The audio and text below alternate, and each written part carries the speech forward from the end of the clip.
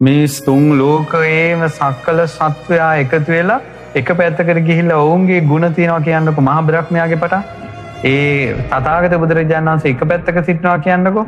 කවදාවත් තථාගත අරහත් සම්මා සම්බුදුරජාණන් වහන්සේගේ ගුණයට සමාන වෙන්නේ නැහැ. තථාගත අරහත් සම්මා සම්බුදුරජාණන් වහන්සේ දස දහසක් ලෝක ධාතු වලට එක්කෙනයිමයි පහළ වෙන්නේ.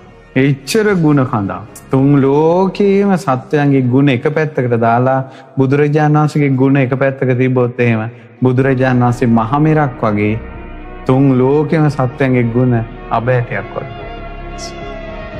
එක බුදු කෙනයි සක්වලකට පහළ වෙන්නේ. දෙවියොත් ලක්ෂ ගණන් පහළ වෙනවා. බ්‍රහ්මයෝ ලක්ෂ ගණන් පහළ වෙනවා. යක්ෂයෝ ලක්ෂ කෝටි ගණන්, නාගයෝ ලක්ෂ කෝටි ගණන්, මිනිස්සු ලක්ෂ කෝටි ගණන් පහළ වෙනවා. ඒ වුණාට එක බුදුරජාණන් වහන්සේ නම. ඒ නිසා යම්කිසි කෙනෙක් බුදුරජාණන් වහන්සේට පැහැදුනොත් ඒ පැහැදීම නම් අග්‍රයි, ශ්‍රේෂ්ඨයි.